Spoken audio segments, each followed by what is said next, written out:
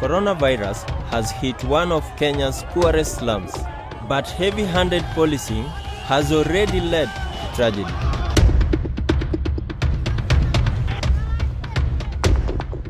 Mathare, Kenya.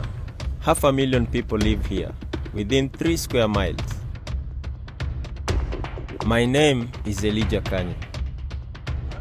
This is my neighborhood. For over a decade, I've been reporting on the issues in my community: poverty and sanitation, overpopulation, and police brutality. With the COVID, you're supposed to keep a distance of 1 meter, and as you can see, even my hand can't stretch. So far, Kenya has avoided the worst of the pandemic. By the 25th of March, only 28 cases have been reported, with just 1 death related to coronavirus. None of them were found in Mathare. But dark clouds are beginning to gather. There will be a daily curfew from 7 p.m. to 5 a.m. with all movement by persons not authorized to do so being prohibited. The first night of the government curfew is approaching. Mathare residents know it's the police who will be enforcing it, and they have a history of violence and brutality.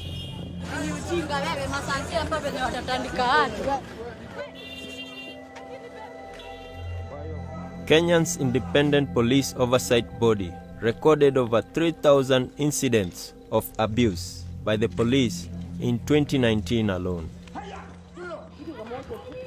In the Huruma ward of Mathare, I see for myself how police are enforcing the curfew. The very next morning after the curfew is enforced, my community wakes to news of a tragedy. A family right here in Nairobi is in mourning following the fatal shooting of a 13-year-old boy, allegedly by a police officer. Coronavirus has yet to reach Mathare, but has already claimed its first victim. Unaambiwa kama kuna mapolisi wanalinda usalama na uko kwenyu hakuna kitu umefanya, uko na wasiwasi. Dakika kidogo nikasikia risasi imepigwa. Mimi vile nilikuwa nimesimama hapa nikaambia watu hii inameni chini, laleni chini. Sasa nilisema laleni chini, kumbe rasili vile alikuwa amesimama hapa ameanguka kwa hii kiti hivi.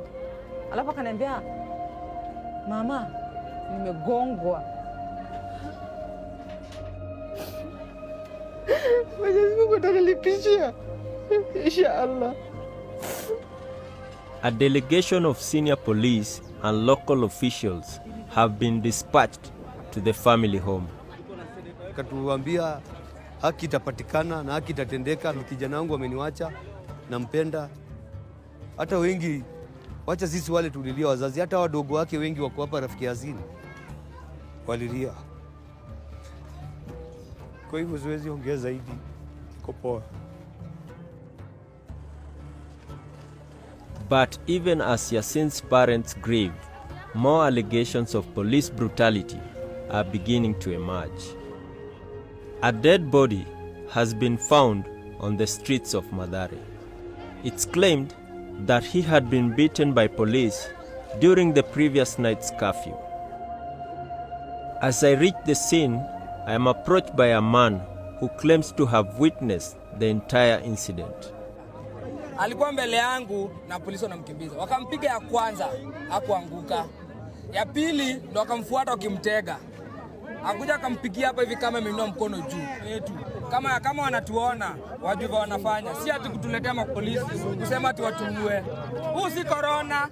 Kwani ama yeye ni corona ameuliwa? Na nikupigwa alipigwa na karao. Suddenly, the police arrive. They try to gather witness statements, but the crowd are angry. The mood turns ugly, and the police are chased away.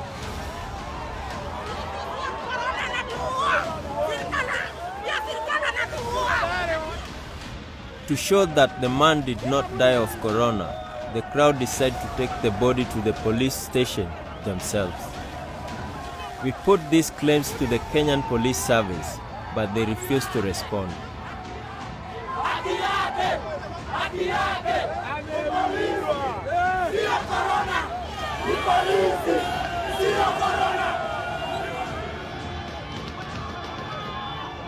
As the demonstrators approach, the police respond with tear gas.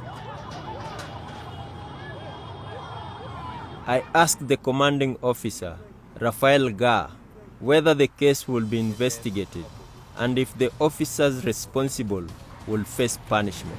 The investigation is being conducted by the DCI, an independent body, so it is going to be very, very fair. We are very, very open, very friendly. But the officers' assurances sound optimistic at best. Over 10,000 cases of police brutality have been reported to Kenya's Independent Policing Oversight Authority since 2013. Only 6 have led to a conviction. As tensions rise in Mathare, coronavirus itself is getting closer.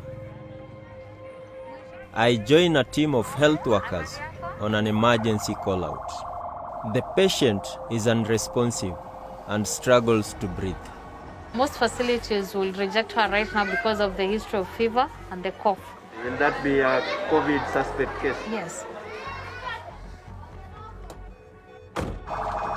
It's difficult to differentiate patients with common respiratory illnesses and COVID right now. There is a lot of people in this population with tuberculosis. And if it's positive? If it's positive, me and you go to quarantine. 2 days later, Rose called to tell me the patient tested positive for coronavirus. Now my heartbeat has gone up.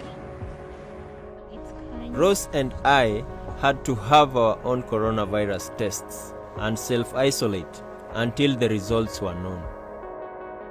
Sadly, the patient did not recover. A few days later, she passed away. Coronavirus is now among us. For as long as I can remember, the people of Mathare have felt abandoned by the government and abused by the police. We have learned to be resilient, but this new battle may test us to the limit.